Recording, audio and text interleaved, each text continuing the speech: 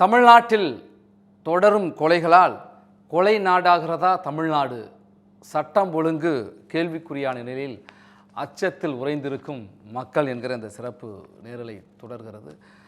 சட்டம் ஒழுங்கை பொறுத்த வரைக்கும் முதலமைச்சர் தான் அதுக்கு பொறுப்பு வைத்திருக்கிறார். உள்துறை அவருடைய கட்டுப்பாட்டில் இருக்கிற ஒரு சூழலே முதலமைச்சர் கட்டுப்பாட்டில் இருக்கிற அந்த காவல்துறை சுதந்திரமாக செயல்படுகிறதா?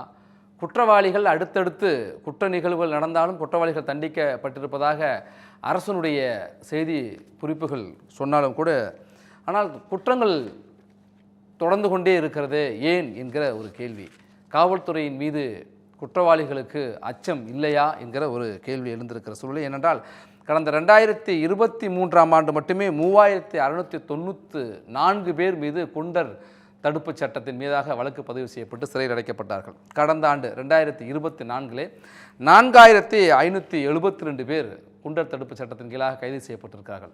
23ஓடு ஒப்பிடுகின்ற பொழுது அந்த குண்டர் தடுப்பு சட்டத்தின் கீழ் கைது செய்யப்படக்கூடிய எண்ணிக்கை அதிகம்.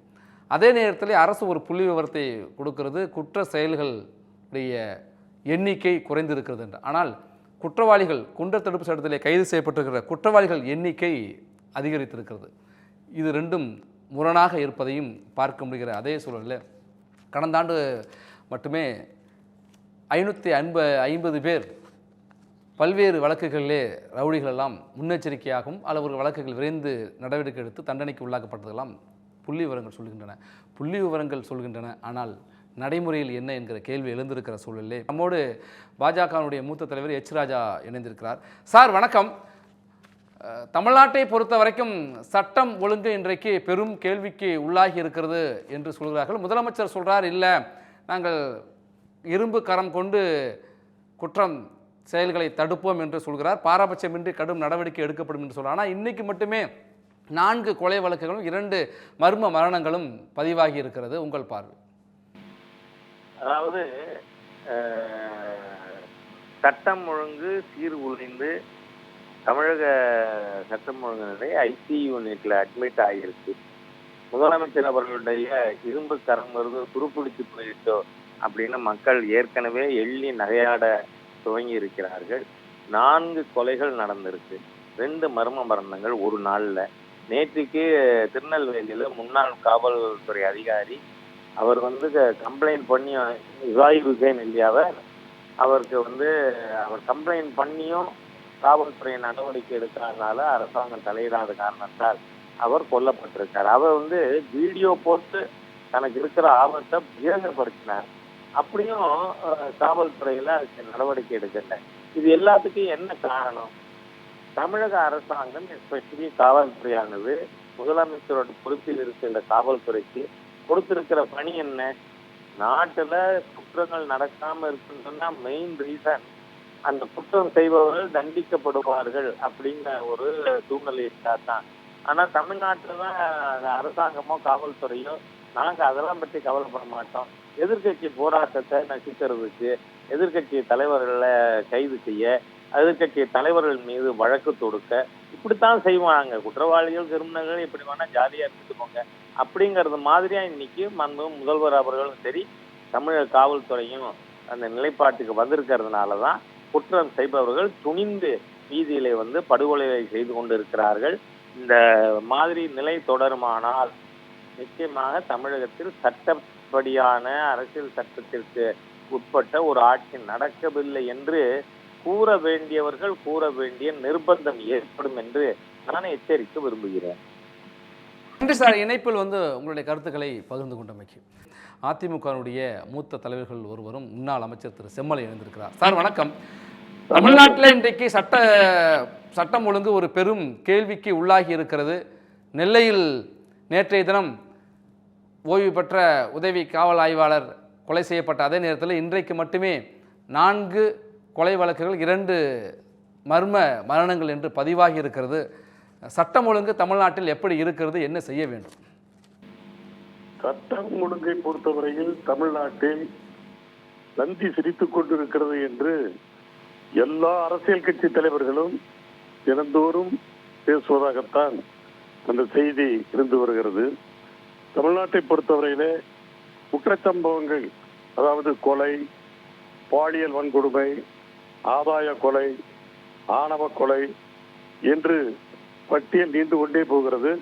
இந்த குற்றச்சம்பவங்கள் தொடர்கதையாக இருந்து வருகிறது.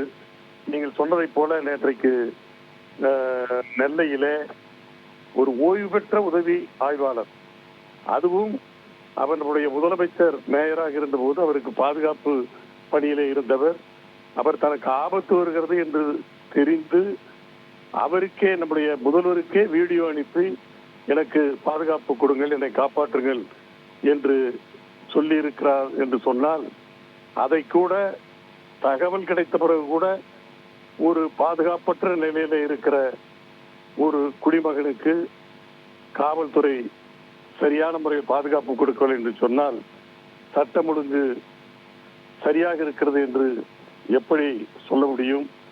எனவே காவல்துறையை பொறுத்தவரையில இன்றைக்கு முதல்வர் கையில் அது இருக்கிறது. அந்த துறையை செயல்பட வைக்க வேண்டியது அவருடைய பொறுப்பு. இது போன்ற சம்பவங்கள் நடக்காமல் தடுக்க வேண்டும். நடந்த பிறகு நடவடிக்கை எடுத்து எந்த பிரயோஜனமும் இல்லை. அதாவது operation is necessary, operation need not. எனவே காவல்துறையை கையிலே வைத்திருக்கிற நம்முடைய முதல்வர் அவர்கள் இனியாவது இதிலே தனி கவனம் செலுத்தி அக்கறையோடு செயல்பட வேண்டும். முன்பெல்லாம் ஊரிலே நான்லாம் கிராமத்தில் இருக்கிற போது கூட பக்கத்தில் இருக்கிற காவல் நிலையத்திலே இருந்து இரவு நேரங்களில் ரோந்து பணியிலே காவலர்கள் வருவார்கள். இப்பொழுது அதெல்லாம் நடைமுறையிலே இல்லை. ஏன் காவல்துறையினர் இவ்வளவு பேர் இருந்து ஒரு ரோந்து பணிக்கு வராமல் வேறு என்ன செய்கிறார்கள், என்ன பணிகளை செய்கிறார்கள் என்று தெரியவில்லை. காவல்துறையின் கடமை என்ன, பணிகள் என்ன? இன்றைக்கு தினந்தோறும் கொலை செய்தி பத்திரிகையில் ஊடகங்களிலும் வராத நாளே இல்லை என்கிற அளவிற்கு சொல்லுகிறார்கள்.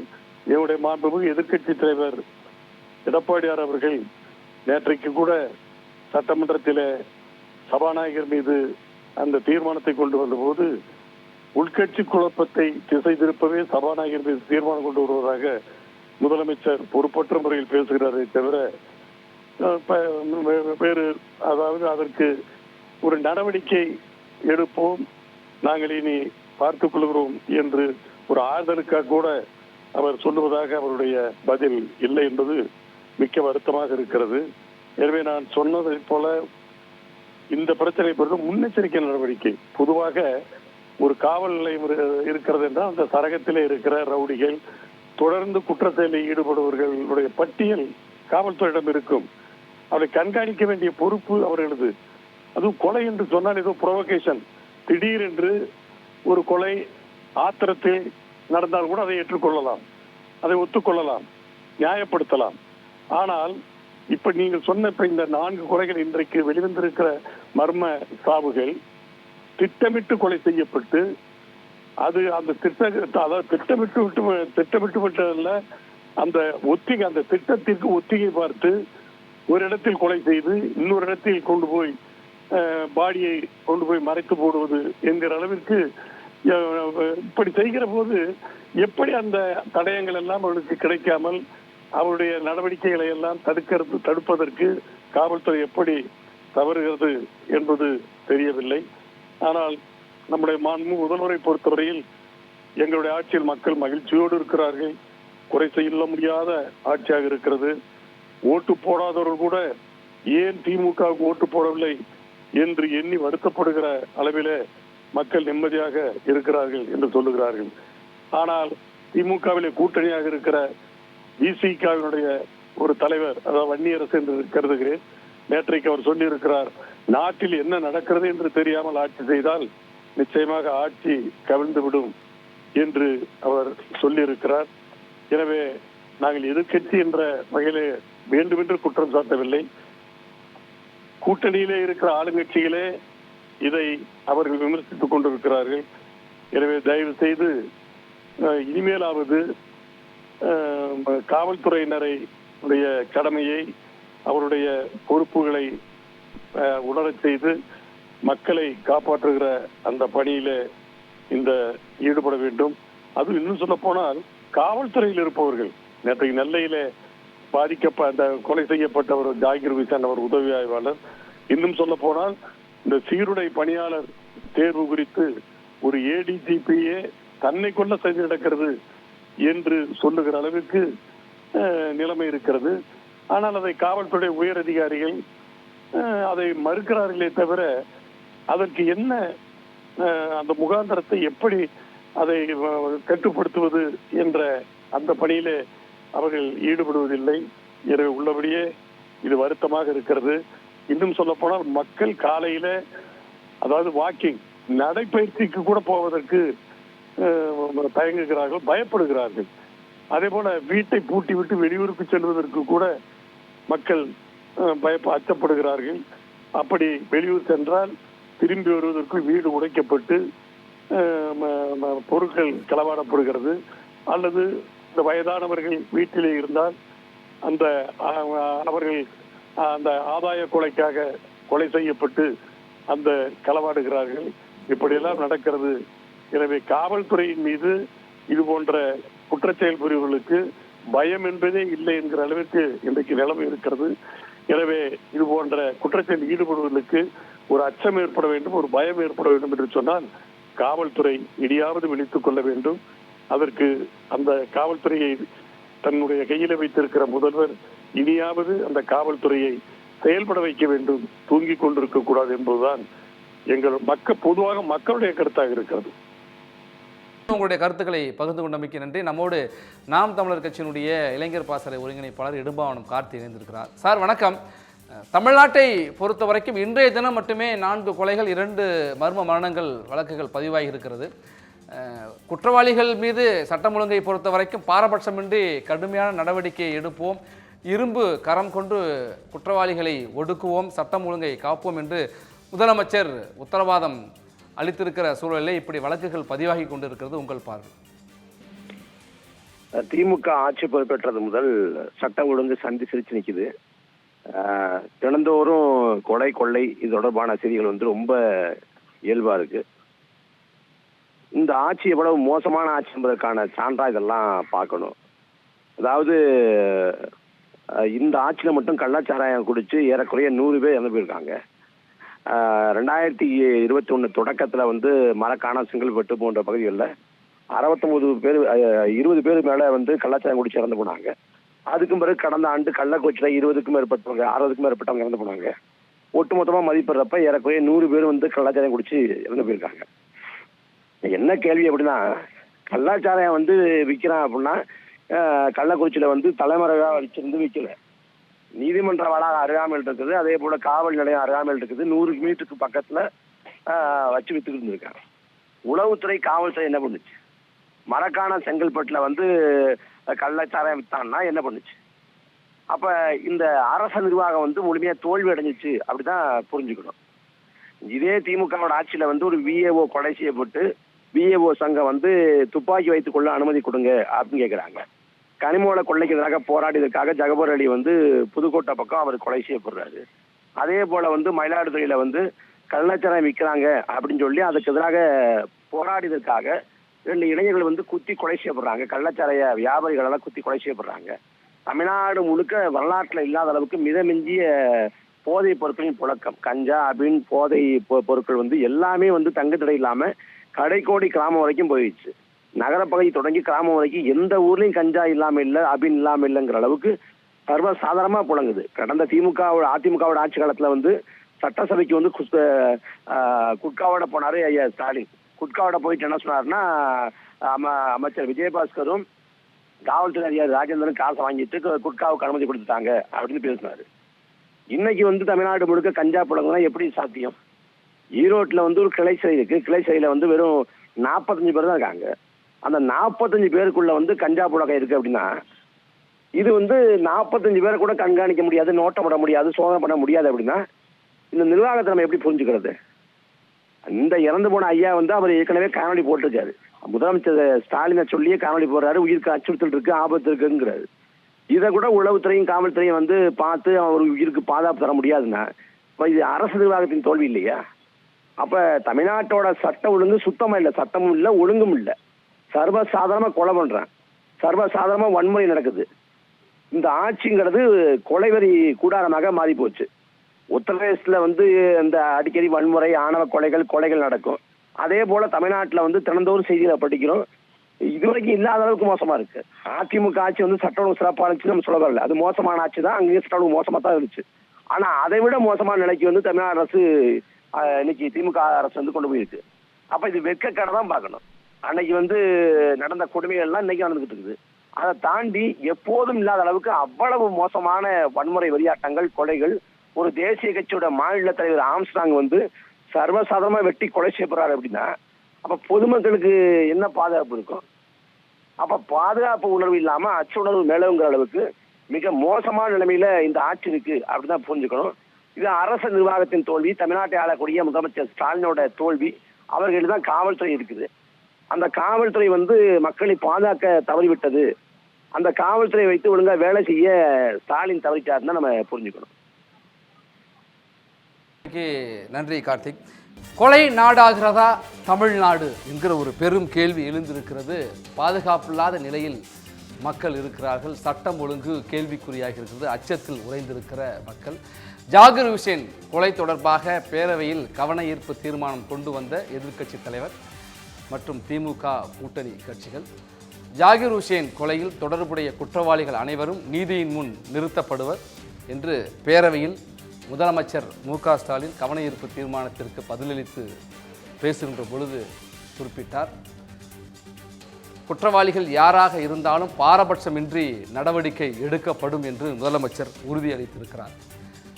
சமூக செயற்பாட்டாளரும் காவல்துறையிலே உதவி ஆய்வாளராக பணியாற்றி விருப்ப ஓய்வு பெற்ற நெல்லை டவுன்ஹால் பகுதியைச் சேர்ந்த ஜாகிர் ஹுசேன் நேற்றைய தினம் தொழுகை முடிந்து வீடு திரும்பிக் கொண்டிருக்கையில் மர்ம நபர்களால் வெட்டி கொலை செய்யப்பட்டார். தமிழ்நாடு முழுவதும் பெரும் பரபரப்பை ஏற்படுத்திய இந்த கொலை குறித்து எதிர்க்கட்சி தலைவர் எடப்பாடி பழனிசாமி சட்டப்பேரவையிலே இன்றைக்கு கவன ஈர்ப்பு தீர்மானம் கொண்டு வந்தார். அவர் மட்டுமல்ல, மனிதநேய மக்கள் கட்சியினுடைய தலைவர் ஜவாஹிருல்லா உள்ளிட்டோர் கவன ஈர்ப்பு தீர்மானம் கொண்டு வந்தார்கள். தமிழக வாழ்வுரிமை கட்சியினுடைய தலைவர் வேல்முருகன் இது குறித்து கவன ஈர்ப்பு தீர்மானத்தின் மீதும் தன்னுடைய கருத்தை பதிவு செய்த நிலையிலே முதலமைச்சர் குற்றவாளிகள் யாராக இருந்தாலும் பாரபட்சமின்றி நடவடிக்கை எடுக்கப்படும் என்று உறுதியளித்தார். சட்டப்பேரவையில் முதலமைச்சர் உறுதியளித்து, அதாவது சட்டம் ஒழுங்கை காப்பாற்றுவோம், குற்றவாளிகளை பாரபட்சமின்றி மீது நடவடிக்கை எடுப்போம் என்றெல்லாம் உறுதியளித்த, உத்தரவாதம் அளித்த அதே வேளையில் தமிழ்நாட்டில் மேலும் 4 கொலை வழக்குகள் பதிவாகி இருக்கிறது. 2 பேர் மர்ம மரணம் என்று வழக்கு பதிவாகியிருக்கிறது. கிட்டத்தட்ட 6-7 பேர் தங்கள் உயிரை இழந்திருக்கிறார்கள். அதில் குறிப்பிட்டு சொல்ல வேண்டும் என்று சொன்னால், இன்றைக்கு ஒரு நாள் மட்டுமே 4 கொலை வழக்குகளும் அரசு பள்ளியினுடைய ஆசிரியை உள்பட 2 மர்ம மரணம் என்று வழக்கானது பதிவாகியிருக்கிறது.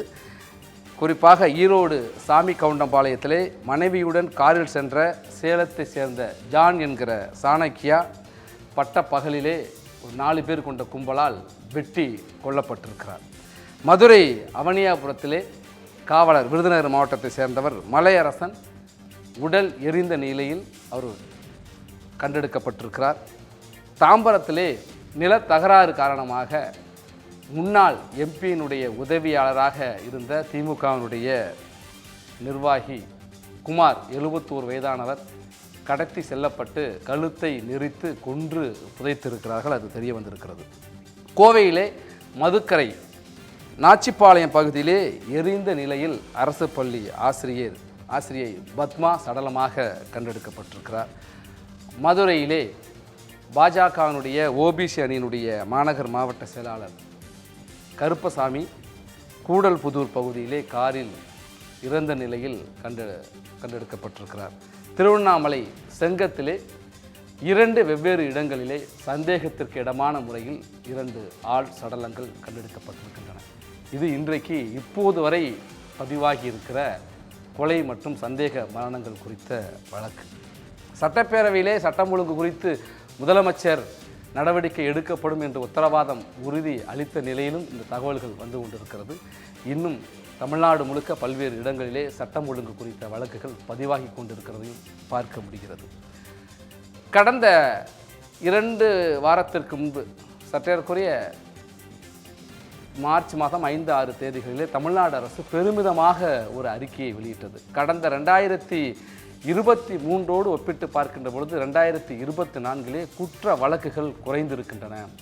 கொலைகள், குறிப்பாக கொலைகள் 2023 80 ஆதாய கொலைகள் நடைபெற்ற நிலை 2024 75 கொலைகள்லாம் நடந்திருக்கிறது.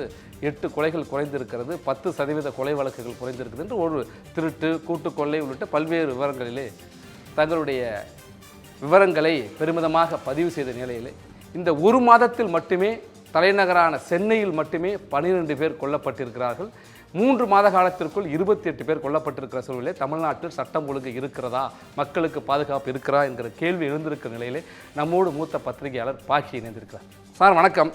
சட்டப்பேரவையிலேயே சட்டம் ஒழுங்கு குறித்து முதலமைச்சர் உறுதியளித்த அதே வேளையிலே தமிழ்நாட்டில் மட்டும் இன்றைக்கு மட்டுமே 6 கொலை மற்றும் மரணங்கள் வழக்கு பதிவாகி இருக்கிறது. மக்கள் அச்சத்தில் இருக்கிறார்கள் என்று சொல்கிறார்கள். சட்டம் ஒழுங்கு தமிழ்நாட்டில் சரியாக இருக்கிறதா? மக்களுக்கு பாதுகாப்பு இருக்கிறதா? கொலை தமிழ்நாட்டில் அதிகரித்து இருப்பது ஒரு ஆபத்துக்குரிய விஷயமா இருக்கு. கவலைக்குரிய சமாச்சாரம். இந்த சென்னையில ஒரு மாதத்துல மட்டுமே 12 பேர் கொலை செஞ்சதா தகவல் வந்திருக்கு. இதுல சில விஷயங்கள் கவனிக்கணும். இதுல நடக்கிற கொலைகள்ல பாதி தான் தனிப்பட்ட விரோதமாக கருதப்படுது. பல கொலைகளுக்கு காரணம் ஒன்று போதைப் பொருள், மது பழக்கம், 2வது அந்த சட்டம் ஒழுங்கு ரவுடிகள் ஈடுபாடு, இதெல்லாம் இருக்கு. காவல்துறையினர் சில பேரே கொலை செய்யப்படுகிறார்கள் அப்படிங்கிற போது மிக மிக கவலைக்குரியதாக ஆபத்தான கட்டத்தை நெருங்கி இருக்கிறோமோ அப்படின்னு தோணுது. நேற்றைய தினம் 2 கொலை செய்யப்பட்ட ஓய்வு பெற்ற காவல்துறை அதிகாரி முதலமைச்சருக்கே காவல்துறை அதிகாரியா இருந்தார். அப்படிதான் அந்த அளவுக்கு மோசமான நிலைமை இருக்கிறதுன்றதை நம்ம பதிவு பண்ணி ஆகணும். இது மிக சீரியஸான விஷயம். இதுல இரும்பு கரம் கொண்டு நடவடிக்கை எடுப்பேன்னு மு.க. ஸ்டாலின் முதலமைச்சர் அவர்கள் சொல்றாங்க. அதை செயல் வடிவில் காட்டணும் என்பதுதான் நம்மளுடைய கோரிக்கை.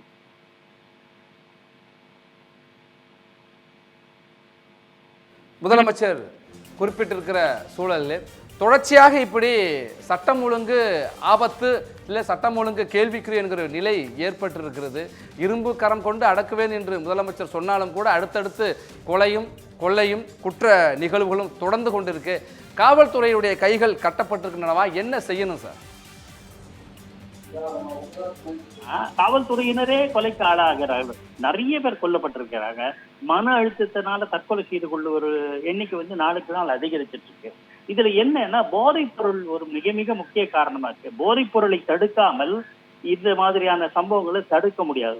போதைப் பொருளை தடுப்பதற்கான தீவிர நடவடிக்கை ஒண்ணு வேணும். 2வது ரவுடிகள் பழிக்கு பழி வாங்குதல் போன்ற சம்பவங்கள் இருக்கு. கடந்த முறை ஜெயலலிதா அம்மையார் ஆட்சி காலத்துல இது மாதிரி சமூக விரோத சக்திகள் அப்படின்னு தெரிஞ்சா ஹெட்குவார்டர்ல போட்டு சொல்லிடுவாங்க. அது கட்டுப்படும். ஓரளவு பயம் வரும். அதனால அவர்கள் இது இந்த மாதிரி குற்றச்சம்பவங்களில் ஈடுபடுவது குறையும். அந்த மாதிரி நடவடிக்கை எடுக்கணும். அதுக்கு காவல்துறைக்கு முழுமையான சுதந்திரம் தர வேண்டும். ஜெயலலிதா காலத்துல காவல்துறைக்கு முழு சுதந்திரம் தரப்பட்டது. அதே நிலைமை வேண்டும். அப்போதுதான் சட்டம் ஒழுங்கு ஓரளவேனும் பாதுகாக்கப்படும். நன்றி சார். நீங்கள் காவல்துறைக்கு முழு சுதந்திரம் கொடுக்க வேண்டும் என்று சொல்கிற இதே நேரத்தில் நம்மோடு பாஜகனுடைய மாநில துணைத் தலைவர் நாராயணன் திருப்பதி இணைந்திருக்கிறார். சார் வணக்கம். தமிழ்நாட்டை பொறுத்த வரைக்கும் குற்றவாளிகள் யாராக இருந்தாலும் இரும்பு கரம் கொண்டு ஒடுக்குவோம் என்று முதலமைச்சர் சொல்லியிருக்கார். இன்றைக்கு கூட பாரபட்சம் இல்லாமல் நடவடிக்கை எடுப்போம் சொன்னாலும் கூட தலைநகர் சென்னை தொடங்கி பல்வேறு மாவட்டங்களிலே கொலை மற்றும் குற்ற சம்பவங்கள் எண்ணிக்கை அதிகரித்து கொண்டிருக்கிறது. மக்கள் அச்சத்தில் உறைந்திருப்பதாக சொல்றாங்க. உங்கள் பார்வை? தமிழகத்திலே சட்ட ஒழுங்கு மிக மிக மோசமாக சீர்கெட்டு போயுள்ளது என்பதற்கு கடந்த 4 வருடங்களே மிகப்பெரிய சாட்சியாக இருக்கிறது. தொடர்ந்து அனைத்து மாவட்டங்களிலும் சட்டம் ஒழுங்கு என்பது கேள்விக்குறியாகி இருக்கிறது. குற்ற சம்பவங்கள் நிகழ்ந்த வண்ணம் இருக்கின்றன. பெண்கள் மீதான வன்முறை, பெண் குழந்தைகள் மீதான பாலியல் கொடுமைகள் என்று தமிழகத்துல இப்படித்தான் இல்லாத அளவுக்கு எங்கெங்கு காணினும் குற்ற செயல்களே நடந்து கொண்டிருக்கக்கூடிய ஒரு சூழ்நிலையை பார்க்கிறோம். இன்று கூட ஈரோடு மாவட்டம் நசீனூர் அருகே ஜான் என்கிற ரவுடி கொலை செய்யப்பட்டது பதைக்கும் காட்சியானதை நாம் பார்த்து கொண்டிருக்கிறோம். நெடுஞ்சாலையிலே அவ்வளவு மக்கள் இருக்கிற நேரத்துல பட்ட பகலில தைரியமாக அது ரவுடியாகவே இருந்தாலும் கூட ஒருவரை கொலை செய்யக்கூடிய அளவிற்கு இன்றைக்கு எல்லோருக்கும் அந்த தைரியம் வந்திருக்கிறது என்று சொன்னால், தமிழக காவல்துறை திரு கருணாநிதி அவர்கள் சொன்னது போல ஒரு காலத்திலே சொன்னார், அவர் எதிர்க்கட்சி தலைவராக இருந்த போது, காவல்துறையுடைய ஈரல் முற்றிலும் பழுதாகிவிட்டது என்று சொன்னார். இன்றைக்கு அப்படிப்பட்ட ஒரு சூழ்நிலை தான் இருக்கிறதாக நான் கருதுகிறேன். ஒவ்வொரு டாஸ்மாக் கடையின் முன்னாலும் எங்கே பாஜகவினர் வந்து ஏதாவது செய்து விடுவார்களோ என்று பயந்து போய் ஒவ்வொரு டாஸ்மாக் கடையின் முன்பாக, மது கடைகளின் முன்பாக காவலர்கள் நிறுத்தி வைத்திருக்கிறாங்க. இப்போ கூட போய் எங்க வேண்டும்னு பார்க்கலாம். முடிந்தால் உங்கள் கேமராமேன்களை அனுப்பி பார்க்க சொல்லுங்கள். ஒவ்வொரு டாஸ்மாக் கடையின் முன்னாலும் காவலர்கள் நின்று கொண்டிருக்கிறார்கள். அதற்கு பதிலாக ரவுடிகளை பிடிப்பதற்கு இவர்களை அனுப்பினால் மக்களை காப்பாற்றலாம். மக்கள் அஞ்சு நடுங்கிக் கொண்டிருக்கிறார்கள். வெளியே செல்வதற்கு கூட ஒரு மிகப்பெரிய பயம் வந்திருக்கிறது. இது மிகவும் கண்டிக்கத்தக்கது. அபாயகரமான சூழ்நிலையில இருக்கிறோம். தமிழகத்தினுடைய சட்டம் ஒழுங்கு சீர்கெட்டு போனது மட்டுமல்ல, காவல்துறை தமிழக அரசாங்கத்தினுடைய திமுகவினுடைய ஏவல் துறையாக மாறி இருப்பது உண்மையிலே அதிர்ச்சி அளிக்கிறது. ஆனா அரசு கடந்த 6ஆம் தேதி ஒரு செய்தி குறிப்பை வெளியிட்டது. அதில் பார்த்தீங்கன்னா 2023 ஒப்பிட்டு பார்க்கின்ற பொழுது 2024 கொலை, கொள்ளை, குற்ற சம்பவங்களுடைய எண்ணிக்கை பெருமளவு குறைந்து இருக்கிறது. குறிப்பாக சொன்னீங்கன்னா கொலை வந்து 2023 83 ஆதாய கொலைகள் நடந்துச்சு. 24 75 கொலைகள் தான் நடந்துச்சு. 8 கொலைகள் குறைந்து 10% கொலை வழக்குகள் குறைந்திருக்கு. அதுபடி திருட்டு வழக்குகள் பார்த்தப்ப 2023 17,788 வழக்குகள் இருந்துச்சு. ஆனால் 2024 15,892 தான். இப்படி பல்வேறு புள்ளி விவரங்களை அவர்கள் வெளியிட்டு குற்ற சம்பவங்கள் தமிழ்நாட்டில் காவல்துறையுடைய சிறப்பான நடவடிக்கையின் மூலமாக குறைந்திருக்குது என்று பெருமிதமாக சொன்னாங்க. ஆனால் இன்றைக்கு சமூக ஆர்வலர்களும் சமூக நலன் சார்ந்து ஊழல் முறைகேடுகளை அரசுக்கு சுட்டிக்காட்டுறவர்களும் கொல்லப்படுகிற சூழ்நிலை ஏற்பட்டிருக்கு. இல்லைங்க, ஒரு நேற்று கூட திருநெல்வேலியில ஒரு முன்னாள் காவல்துறை அதிகாரி அவர் மிக கொடூரமான முறையில அவர் கொலை வந்திருக்கிறார். இன்னைக்கு பிரச்சனை என்னன்னு கேட்டீங்கன்னா, தனிப்பட்ட முறையில கொலைகள் நடந்தாலும் அல்லது அது ஒரு பொது சமூக ஆர்வலர்கள் கொல்லப்பட்டாலும் கூட இன்றைக்கு அதற்குள்ளே நாம் ஒரு மிகப்பெரிய நெக்ஸஸ், ஒரு உடன்பாடு அங்க இருக்கக்கூடியவர்களே இருப்பதை நாம் பார்க்கிறோம். இது மிகவும் கண்டிக்கத்தக்கது. இது காவல்துறை தன்னுடைய கட்டுப்பாட்டை முற்றிலும் இழந்து விட்டதே குறிக்கிறது. நான் தான் சொன்னேன் அல்லவா, எதற்காக காவல்துறையினரை பயன்படுத்த வேண்டுமோ அதற்குத்தான் பயன்படுத்த வேண்டும். அரசியல் எதிரிகளை பழிவாங்குவதற்கு, உதாரணத்திற்கு நேற்றைய முன்தினம் நடந்த ஒரு சென்னையில் நடந்த ஆர்ப்பாட்டத்துல பல நூற்றுக்கணக்கான காவல்துறை அதிகாரிகள், காவலர்கள் அங்கே வந்திருக்க வேண்டிய அவசியம் என்ன? அவசியமே இல்லை. அரை மணி நேரத்தில் முடிந்திருக்க வேண்டிய ஒரு போராட்டத்தை அன்று முழுக்க பல நூற்றுக்கணக்கான காவலர்களை அனுப்பி வைத்து அவர்களுடைய நேரத்தை விரயம் செய்து சட்டம் ஒழுங்கு சீர்குலைய, போக்குவரத்து சீர்குலைவதற்கு காரணமாக இந்த அரசாங்கம் இருந்திருக்கிறது. அதைத்தான் நாம் சுட்டிக்காட்டுகிறோம். நன்றி சார். இணைப்பில் உங்களுடைய கருத்துக்களை பகிர்ந்து கொண்டமை. தமிழ்நாட்டை பொறுத்த வரைக்கும் தமிழ்நாடு காவல்துறையே ஸ்காட்லாந்து யார்டு காவல்துறைக்கு நிகராக சொல்வார்கள். உலகளாவிய ஒரு வழக்குகளை துப்பறிவதாக இருக்கட்டும், வழக்குகளை சட்டம் ஒழுங்கை காப்பாற்றுவதாக இருக்கட்டும், முன்னெச்சரிக்கை நடவடிக்கை என்றெல்லாம் காவல்துறை சிறப்பிடம் பெற்றதாக சொல்லப்பட்ட நிலையில் இன்றைக்கு கொலை கொள்ளைகள் ஒரு பக்கம் தொடர்ந்து கொண்டே இருக்கிறது. சமூகத்திற்காக குரல் கொடுப்பவர்கள் கொல்லப்படுகிறார்கள். தனிப்பட்ட முறையிலே தனிப்பட்ட இரு நபர்களுக்கு இடையிலான மோதல்களினால் முன் விரோதத்தால் கொலைகள் என்று சொன்னால் அப்போ காவல்துறையோ நீதித்துறையோ இந்த மக்கள் நம்பாமல் தனிப்பட்ட முடிவை எடுக்கிற நிலைக்கு இந்த அரசு தள்ளுகிறதா என்கிற அந்த கேள்வியும் எழுகிறது. இரும்பு கரம் கொண்டு அடக்குவோம், பாரபட்சமின்றி நடவடிக்கை எடுப்போம் என்று முதலமைச்சர் சொல்லிட்டு வர்றார். ஆனால் அந்த இரும்பு கரம் எங்கே என்கிற கேள்வியை எதிர்க்கட்சிகள் எழுப்புகிறார்கள். தொடர்ச்சியாக நடைபெறுகின்ற நிறைய இதில் நான் வழிப்பறி வழக்குகளை நான் குறிப்பிடலை. ஆனால் கொள்ளை வழக்குகள் மட்டுமே 2023 2218 நடந்ததாக பதிவு செய்யப்பட்டு மட்டும் இருக்குது. ஆனால் நிறைய வழக்குகள் பதிவு செய்யப்படலை என்ற குற்றச்சாட்டு ஒரு பக்கம் இருக்கிறப்ப 2024 1839 கொள்ளை வழக்குகள் தான் பதிவாயிருக்கு. கூட்டு கொள்ளைன்னு பார்த்தா 2023 133 வழக்குகளும் 2024 110 வழக்குகளும் பதிவு செய்யப்பட்டதாக சொல்கிறாங்க. ஆனால் கொலை, வழிப்பறி, கொள்ளை போன்ற வழக்குகளில் பதிவு செய்கிறப்ப சின்ன சின்ன திருட்டுகளை எல்லாம் காவல் நிலையத்திலே வழக்கு பதிவு செய்ய மறுக்கிறார்கள் என்ற ஒரு குற்றச்சாட்டும் ஒரு பக்கம் இருக்கிற சூழலில் குற்ற வழக்குகள் குறைந்திருக்கிறது, காவல்துறையினுடைய நடவடிக்கை கடுமையாக இருந்து கொலை, கொள்ளை, குற்ற வழக்குகள் குறைந்திருக்கிறது என்ற அரசு பெருமிதப்பட்டாலும் கூட தொடர்ச்சியாக 1 மாத காலத்தில் 12 பேரும் 3 மாத காலத்தில் 28 பேர் என்ற தலைநகருக்குள்ளாகவும் தமிழ்நாடு முழுக்க இன்றைக்கு ஒரு நாள் மட்டுமே 4 பேர் கொலை 2 மர்ம மரணம் என்கிற ஒரு நிலை என்பது எதை காட்டுகிறது என்கிற ஒரு கேள்வி எழுப்பியிருக்கிற சூழல். நம்மோட அறப்போர் இயக்கத்திலிருந்து ராதாகிருஷ்ணன் இணைந்திருக்கிறார். சார் வணக்கம். தனிநபர் மோதல் தொடங்கி சமூக செயற்பாட்டாளர்கள் வரை உயிராபத்தை சந்திக்கிற ஒரு சூழல் ஏற்பட்டிருக்கிறதாக சொல்றாங்க. உங்கள் பார்வை? உண்மையிலேயே சொல்ல போனா இது ஒரு வருத்தமான மக்களுக்கு ஒரு அச்சத்தை ஏற்படுத்தக்கூடிய சூழலா தான் இப்ப பார்க்க முடியுது. காரணம் என்ன அப்படின்னா, ஒவ்வொரு வழக்குகளுக்கு பின்னாலையும் இது முன் விரோதம் காரணமாக அப்படின்னு சொல்றாங்க. முன் விரோதம் அப்படின்னா எதனால வந்ததுன்னு ஒரு கேள்வி இருக்கு. இப்போ ஏற்கனவே ஜனவரி மாதம் நம்ம ஜகபர் அலி கொலை செய்யப்படும் போதும் அந்த செய்தியிலும் முதல்ல என்ன சொன்னாங்க, முன் தகராறு அப்படின்னாங்க. இதுக்கு முன்பால சமூக ஆர்வலர்கள் கொலை செய்யப்படும் போது முன் தகராறு அப்படின்றாங்க. அதே போல கள்ளக்குறிச்சியில ஒரு இது பார்த்திருப்பீங்க இறந்தது, அதுக்குமே என்ன சொல்லியிருந்தாங்கன்னா முன் தகராறு இருக்கு. இந்த டாஸ்மார்க் சம்பந்தமான மது விற்பனை சம்பந்தமான பிரச்சனைகள்லாம் இல்லைன்னு சொல்லப்பட்டுச்சு, திரும்ப மாத்தப்பட்டுச்சு. அப்போ அவங்க ஏற்கனவே புகார் கொடுக்கப்பட்டு அந்த புகாருக்கு ரிவெஞ்ச் எடுக்கிறதுக்காக தான் இந்த முன்பகையே உருவாகுது. அப்ப காவல்துறை இவங்களுக்கு ஏற்கனவே தெரியும் அங்க யார் பிஹேவியர் பேட்டர்ன் அடிப்படையில தொடர்ந்து குற்றச்செயல்கள்ல ஈடுபடுறாங்கன்னு. அந்த முன்னெடுப்பு நடவடிக்கையில காவல்துறை பெரிய அளவுல கோட்டையை விட்டுருக்காங்க அப்படின்றது தெரியுது. இன்னைக்கு காவல்துறை காக்கி உடையோட இருக்கா இல்ல திமுகவுக்கான அந்த காவல் பிரிவாக இருக்கா அப்படின்றது காவல்துறை தரப்புல எடுக்கக்கூடிய நடவடிக்கை தான் வெளியில நமக்கு தெரியணும். ஆனா இன்னைக்கு ஆளக்கூடியவர்கள் ஏற்கனவே சொல்ல போனா விஏஓ ஒருத்தர் நம்ம மணல் குவாரி சம்பந்தமான புகார்ல கொலை செய்யப்பட்டார். ஒரு விஏஓ அரசு அலுவலகத்துல அவருமே என்ன சொல்லியிருந்தாரு, எனக்கு ஒரு த்ரெட் இருக்குன்றார். ஜகபரி விஷயத்துல எப்படி இருந்தது, அவருக்குமே த்ரெட் இருக்குன்னு சொல்லியிருக்கிறார். புகார் கொடுத்த அடுத்த சில நிமிடங்களுக்குள்ள இந்த சமூக குற்றவாளிகளுக்கு இந்த தகவல் போகுதுன்னா தாசில்தாரு, சப் கலெக்டர், கலெக்டர், அந்த பகுதியுடைய காவல் ஆய்வாளர்கள் இவங்களுக்கெல்லாம் ஏற்கனவே வலையில இருக்கிறாங்க, இவங்க தான் தகவலை லீக் பண்றாங்க நல்லாவே தெரியுது. அப்போ அமைச்சரோ முதலமைச்சரோ இன்னைக்கு சட்டமன்றத்துல சட்டத்தின் பிடியில் விட்ட மாட்டோம் அப்படின்றது வெறும் வாய்மொழி வார்த்தையா இருக்கே தவிர செயல்கள்ல எங்கேயுமே இல்லை. செயல்ல இருந்திருந்தா இந்த குற்ற செயல்கள் குற்ற சம்பவங்கள் திரும்ப நாளொரு மேனியமா நடக்காது. இல்ல அட்லீஸ்ட் ஒரு பயம் இருக்கும்ல, இல்ல நமக்கு பின்னால பிரச்சனை இருக்கும் அப்படின்னு.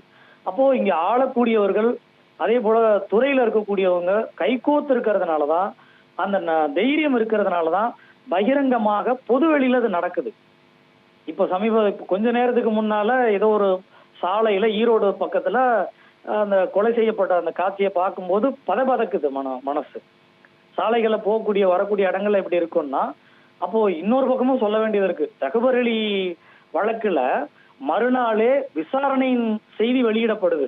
அவர் இறந்தாரா இல்லையான்னு தெரியல, அதனால 2வது முறை வண்டியை ஏத்தின அப்படின்னு ஒரு அந்த ஓட்டுநர் சொல்றாரு, அந்த உரிமையாளர் சொல்றாரு. அப்படின்னா இந்த தகவலை யாரு லீக் பண்ண சொன்னது? ஒரு விசாரணையின் காலகட்டத்துல அப்ப தமிழ்நாடு முழுதும் அநீதிகளுக்கு எதிராக சமூக அக்கறை கொண்டு இது போல பேசப்படுவீர்கள், ஆனால் கொலை செய்யப்படுவீங்கன்னு பகிரங்கமா அச்சுறுத்தலை விடுறாங்களா? இன்னைய வரைக்கும் அமைச்சர் துரைமுருகன் அதை பத்தி பேசவே இல்லையே. அப்போ அந்த மாவட்ட கலெக்டர் என்ன பண்றாரு, அதே போல முதலமைச்சர் என்ன பண்றாரு? இன்னைக்கு மேடையில பேசுறதை விட்டுட்டு இந்த போட்டோ ஷூட் எடுக்கிறது, யூடியூப்க்கு அப்பப்ப இன்டர்வியூ கொடுக்கறது, இதை தவிர்த்துட்டு மக்கள் மீது அக்கறை கொண்டு அவங்களுக்கு நம்பிக்கை கொடுக்கணும். ஏற்கனவே விசில் ப்ளோயர் ப்ரொடெக்ஷன் ஆக்ட் ஒன்று இருக்கு, அந்த ஆக்டை இன்னைக்கு சட்டமன்றத்துல பாஸ் பண்ணி எல்லாருக்கும் நம்பிக்கை கொடுப்பாங்களா? இது போல சமூக பிரச்சனைகள் இருக்குன்னு பல நாளா புகார் கொடுத்துக்கிட்டு இருக்காங்களே, அவங்களை உறுதிப்படுத்த வேண்டியது யாரு? அமைச்சரும் முதலமைச்சரும் தானே. அப்ப அதெல்லாம் விட்டுட்டு வெறும் அறிக்கையை மட்டுமே சொல்லிக்கிட்டு அவங்களுக்கான இழப்பீடுகளை நாங்க கொடுப்போம் அப்படின்றது ஒரு பொறுப்பற்ற தன்மையா தான் பார்க்க முடியும். கோட்டையில ஜவஹர் அலி வழக்கை, இந்த கொலை வழக்கிற்கு பிறகு காவல் ஆய்வாளர் பணியிட நீக்கம் செய்யப்பட்டார். வருவாய் வட்டாட்சியர் பணியிட மாற்றம் செய்யப்பட்டார். இப்போ நெல்லையில் ஜாகிர் ஹுசேனுடைய கொலை வழக்கிற்கு பிறகு காவல் ஆய்வாளர் பணியிடை நீக்கம் செய்யப்பட்டிருக்கிறார். காவல் உதவி ஆணையர் மீது நடவடிக்கை எடுக்க பரிந்துரை பண்ணியிருக்காங்க. குற்றவாளிகள் யாராக இருந்தாலும் தப்ப முடியாது, கடுமையான நடவடிக்கை பாரபட்சமின்றி எடுப்போம்னு முதலமைச்சர் சொல்றாரு. இது உண்மையாகவே வெறும் பெயர் அளவிலான அறிக்கை தாங்க. பல்வீர் சிங் கேஸ்லயுமே நமக்கு தெரியும், இந்த செய்திகள் வெளியில வந்த உடனே இது போல ஊடகங்கள் பேசின உடனே அதுக்கு நடவடிக்கை எடுக்கிறேன் அப்படின்னு சஸ்பென்ஷன் நாட்ட தண்டனை, அது ஒரு குற்ற சம்பவமா கருதி தண்டனை கொடுத்தாங்கன்றதை நம்ம எப்படி எடுத்துக்க முடியும்? உடனடியா செய்தி வந்திருக்கு, இதை நான் ஒரு நடவடிக்கை எடுக்கிறேன், அவங்களை எங்கேயோ இடத்துல காத்திருப்பல வைக்கிறதோ உடனடியா வேற இடத்துக்கு மாத்துறதோ அதுக்கு தண்டனை அல்லவே. அது தீர்ப்பு கொடுத்து அவங்க சர்வீஸ்ல இருந்து பிளாக் அவுட் பண்ணுங்க, சர்வீஸ்ல இருந்து வெளில எடுங்க. இது போல தவறுகளை அவங்க இதுக்கு முன்னால எவ்வளவு தூரம் நடந்திருக்கும், எவ்வளவு இணைப்போட இருந்திருப்பாங்க, ஒரு பெரிய கேள்வி இருக்கா இல்லையா? ஒரு சில மாதங்களை அவங்களை காத்திருப்பல வைக்கிறதும் வேற மாவட்டத்துக்கு மாத்துறதும் திரும்ப அவங்க ரெகுலர் இடத்துக்கு வர்றதுனால தானே அந்த துணிச்சல் அவங்களுக்கு கிடைக்குது. நம்ம என்ன தவறு பண்ணாலும் ஆளக்கூடியவர்கள் நமக்கு சப்போர்ட்டா இருப்பாங்க. அப்ப நாம திரும்பவும் கண்டுக்காம விட்டுக்கலாம், இல்ல சமூக விரோதிகளுக்கு ஆதரவாக இருக்கலாம், நமக்கு இன்னைக்கு என்ன கிடைக்குமோ அதுக்கு நம்ம வேலை செஞ்சுக்கலாம் அப்படின்ற எண்ணத்தை யாரு விதைக்கிறது? இன்னைக்கு அதிகார மட்டத்துல இருக்கிறவங்க தானே. ஒரு பொறுப்பான முதலமைச்சர் இதுவரைக்கும் கடந்த 4 ஆண்டுகள்ல இந்த 4 ஆண்டுகள்ல நடந்த குற்ற செயல்களுக்கு எவ்வளவு கன்விக்ஷன் கொடுத்திருக்காங்க, அந்த இதை சொல்லுங்க. நம்ம விசச்சாராய வழக்கு, கள்ளச்சாராய வழக்குகள்ல பார்க்கும்போது கன்விக்ஷன் ரேட் ரொம்ப கம்மியா இருக்கு. 1000க்கும் மேற்பட்ட புகார்கள் இருக்கும்போது வெறும் 100 மட்டும்தான் கன்விக்ஷன் ரேட்டுக்கு சார்ஜ் ஷீட் கூட ஃபைல் பண்ணலைங்க. ஆர்டிஐல நம்ம போட்டிருந்த டேட்டாவில் கன்விக்ஷன் ரேட்டும் சார்ஜ் ஷீட் பண்ண ரேட்டும் ரொம்ப கம்மியா இருக்கு. அப்போ இந்த தரவுகளை வச்சுக்கிட்டு நாங்க சட்டத்தின் படியில விட்டுற மாட்டோம், விரைந்து விசாரிங்க. இவங்களாம் சமூக குற்றவாளிகள் இல்லையா? அப்போ இந்த வழக்குகளை விரைந்து விசாரிச்சு பொதுவுல நீங்க தண்டனையை கொடுக்கும் போதுதான் இன்னொரு குற்ற செயலை தடுக்க முடியும். எந்த வகையில குற்றங்கள் செஞ்சிருந்தாலும் அதுக்கான தண்டனை விரைவாக விசாரிச்சு கிடைக்கணும். அதுக்கான வழிகளை செய்யறதா முதலமைச்சர்கிட்ட நாம இன்னைக்கு எதிர்பார்க்கறது. அதை விட்டுட்டு இந்த வெற்று அறிக்கையை இன்னும் 4 ஆண்டு காலம் போய் இன்னொரு 1 வருஷம் தான் முடிய போகுது, இன்னமும் அறிக்கை மட்டுமே விட்டுக்கிட்டு இருக்கிறார் அப்படின்னா அது எப்படி நம்ம ஒரு பொறுப்பான செயலா பார்க்க முடியும்?